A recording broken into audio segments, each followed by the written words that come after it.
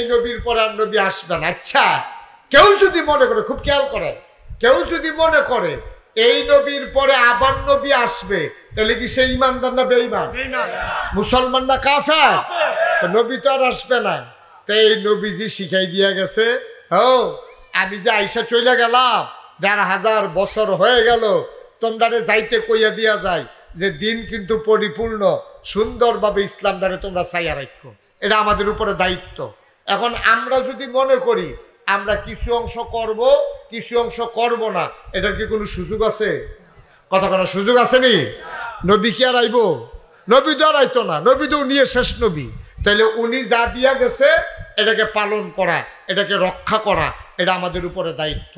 সুতরাং ১৫০০ বছর আগে নবীজি যেমনে ইসলামটারে চাইয়া রাখছে, এর বাইরে গিয়ে আপনার কোনো বুজুর্গি নাই, এর বাইরে গিয়ে আর কোনো বুজুর্গি নাই।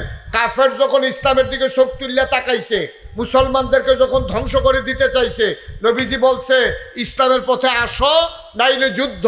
আল্লাহর নবী যেমন করে ওই ১৫০০ বছর আগে কাফের বিরুদ্ধে যতটুকুন ক্ষমতা ছিল ওটা নিয়ে ঝাঁপাই পড়ছে।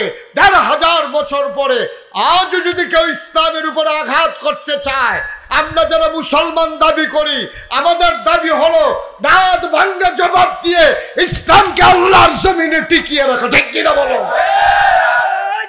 আল্লাহু আকবার, তাকবীর, আল্লাহু আকবার। আল কোরআনের আলো ঘরে ঘরে জালো, আল হাদিসের আলো ঘরে ঘরে জালো। আরে তাকবীর, আল্লাহ। সবাই কোন আমিন? আমিন। জোরে কোন আমিন?